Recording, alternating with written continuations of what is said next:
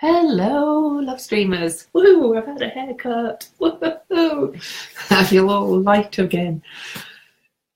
This is Louise Eddington, your freedom guide, helping you to create a deliriously free life. Oh my goodness. Zen, hello, my friend. I've had a haircut. Misty, my people are coming on. Oh, I like being our Louise. I love that. Thank you. There's people coming on. Susie, hello. I love to see your faces. So how are you all? I would love to know how you're doing under this energy. Some nice, this is kind of a bit crazy with this Mercury, Pluto energy, but also it's quite transformative, and with the aspect to Uranus and things, little things are happening, like possibilities, like with my hair appointment. I had to I double booked myself everywhere this week, so I just called my hairdresser and I was like, what else is possible and all that, and he said, well, if you come now you can have your hair done. So windy, wow, not windy here at all. It's one of those beautiful bluebird days. Wonder sometime I'll get my windows clean and you might get to see, but it's actually just because this is on the north end, so the sun doesn't shine in this window. But we've got one of those, we've got all that snow we had and beautiful blue skies. So if I did ski, this would be what they call a bluebird day. It's beautiful blue skies and the sun is glinting off the snow, and it's very beautiful and very peaceful. But I don't ski, so I did it for four winters when we first moved here, and then fell and bang and hurt my knee, and I was like, oh, I'm done with skiing. I'm too old for this. I didn't grow up with it, so it's not my thing. But anyway, it's still very beautiful. Oh, you've had that flu. Oh, there are some very negative behaviors around now, and yeah, I know what you mean, Chris. I'm doing really well, but there keeps being some speed bumps, and then you get some people show up who are just a bit like, and they test your boundaries. One of my friends though had some really distressing discoveries last night. Obviously it's her story, so I'm not going to post about it publicly, but she found out some things that had been hidden from her that's quite distressing and quite really unforgivable. Then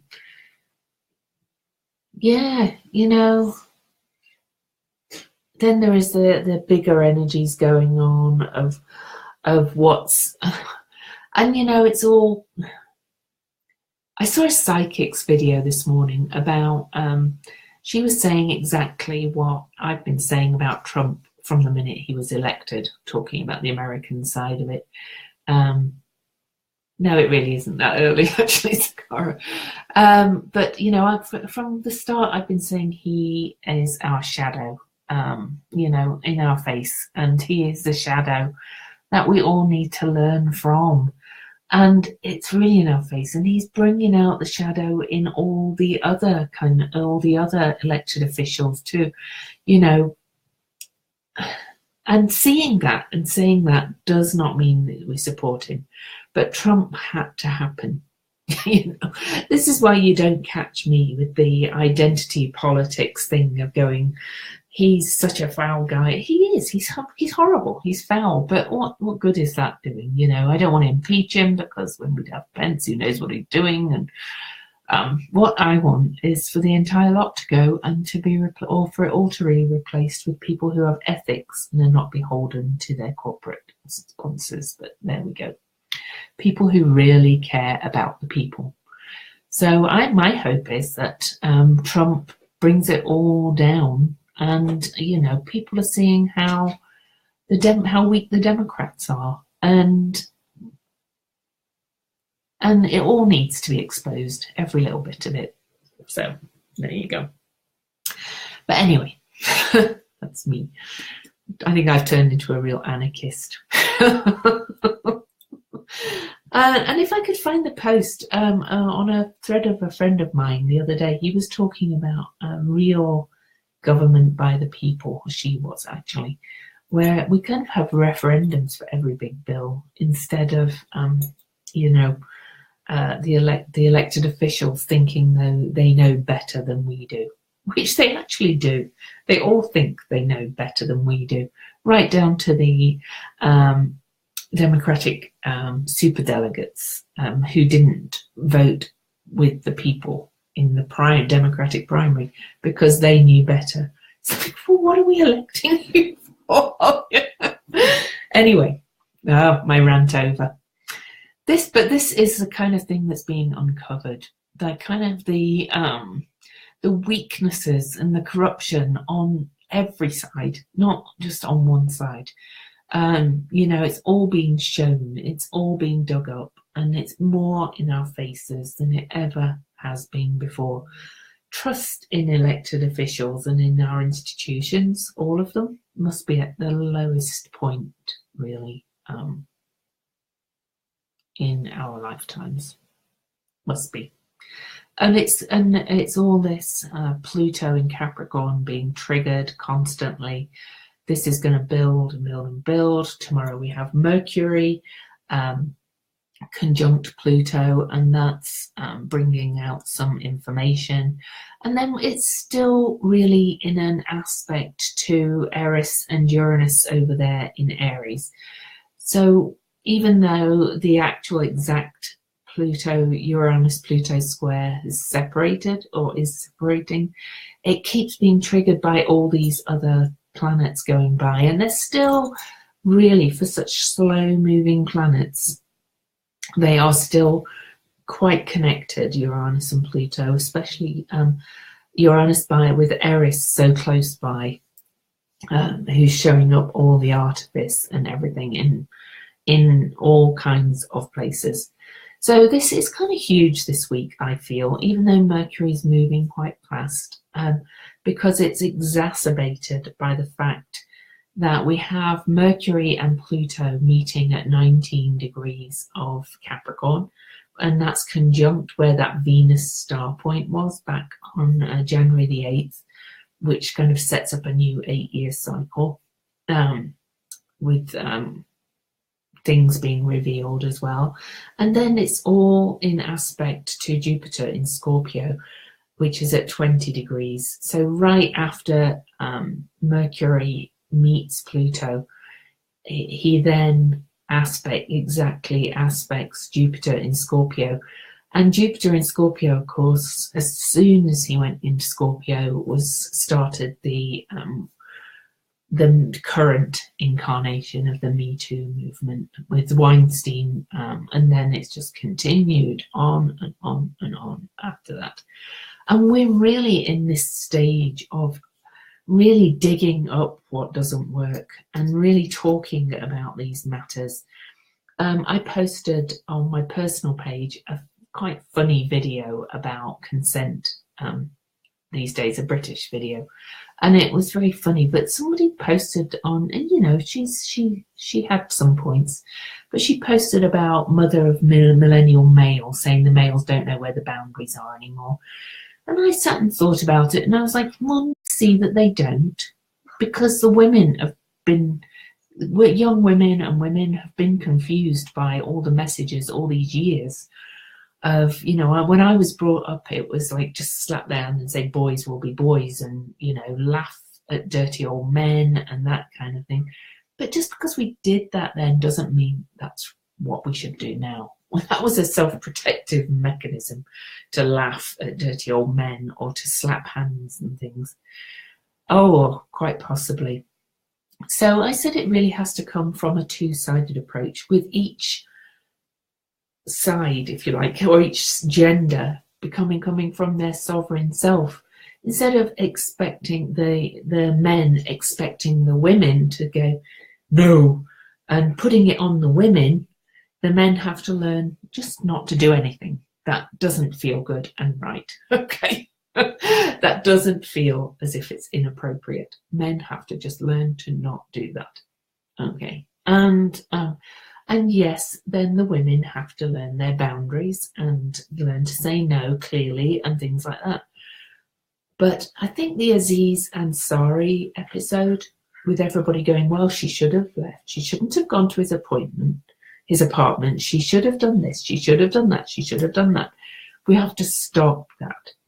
We have to stop the blaming after the effect, because the culture has been so screwed and skew-whiffed that women no longer, they kind of don't really know where their boundaries are. And yes, the men don't either, but that doesn't excuse either, and it doesn't excuse either one. We can't blame, you know, the woman for not having the boundaries when she's been told, you know, that, you know, porn is good and we do all this, and, you know, if you do this, it will please your man, and blah, blah, blah, blah, blah. What I'm saying then is men have to learn just to not do it. Women have to learn to say no, but we have to stop the blame of the woman for not saying no afterwards. Yes, it's all deeply ingrained. Exactly. Yeah, exactly. Exactly. You know, and that's not blaming either side. This is a kind of cultural issue. And that's where we have to have the strong discussions without the blame.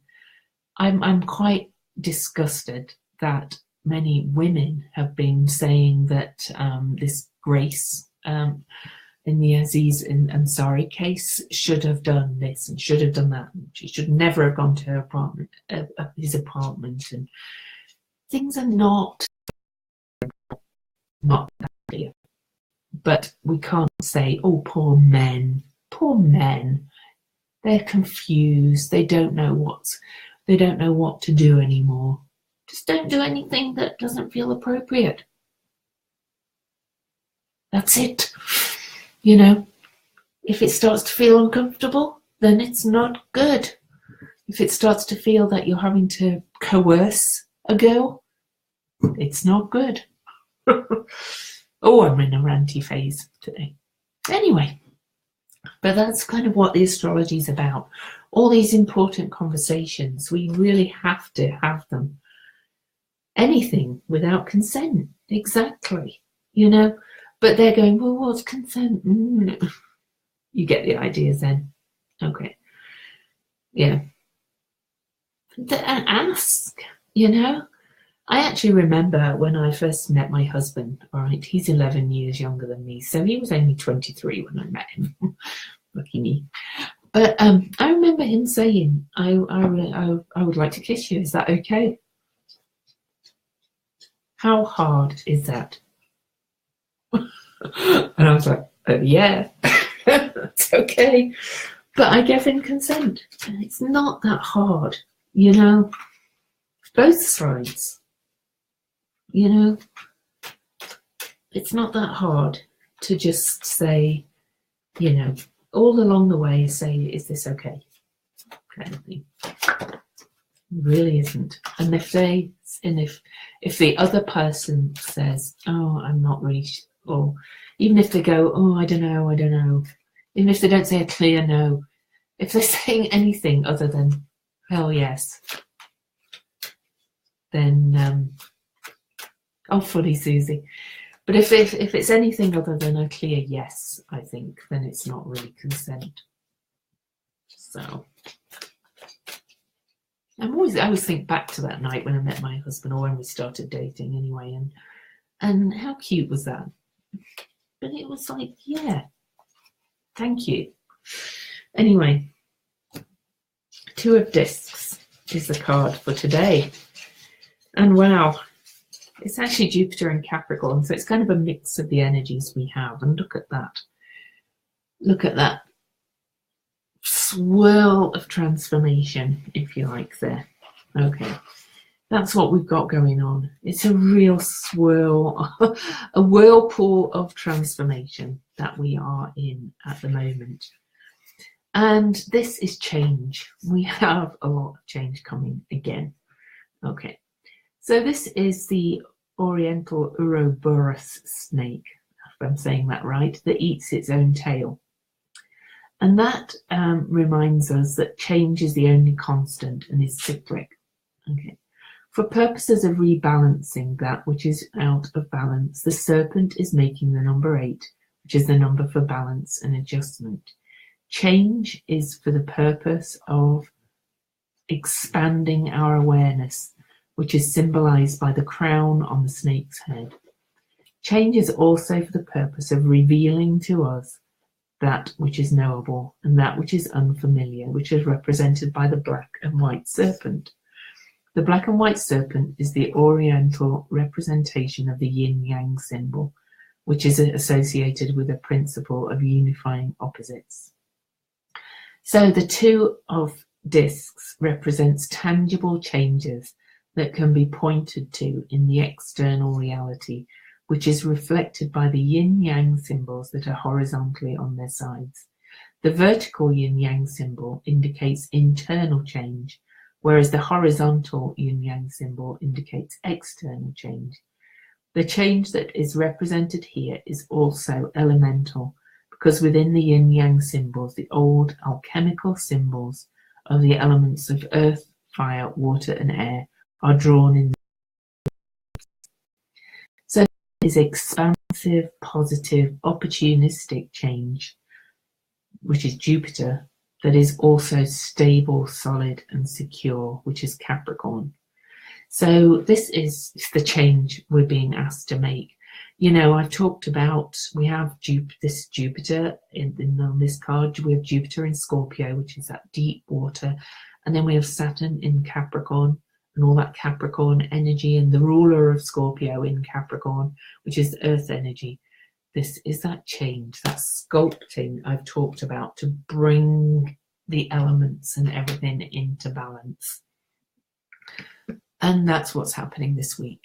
So I particularly like the bit about change is also for the purpose of revealing to us that which is knowable and that which is unfamiliar.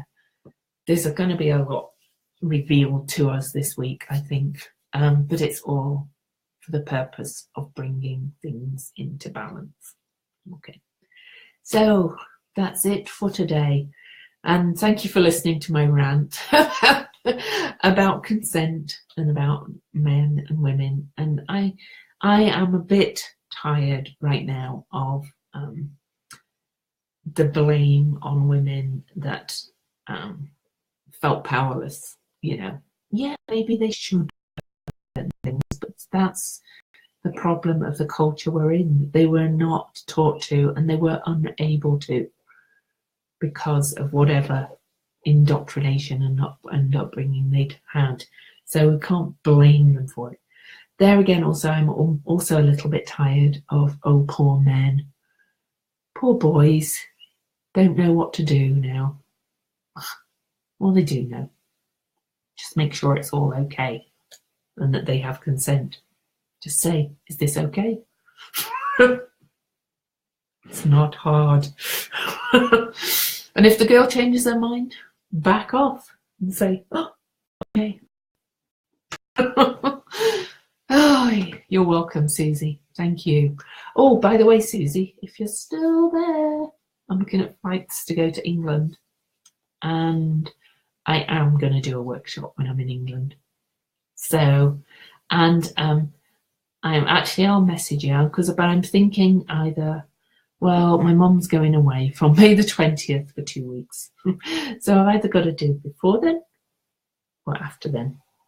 So, so let me know if those dates work for you, and we'll be in touch, because I'm excited to do a workshop in England while I'm there. It also make the trip a bit more tolerable, to be honest. I can leave my girls with family, and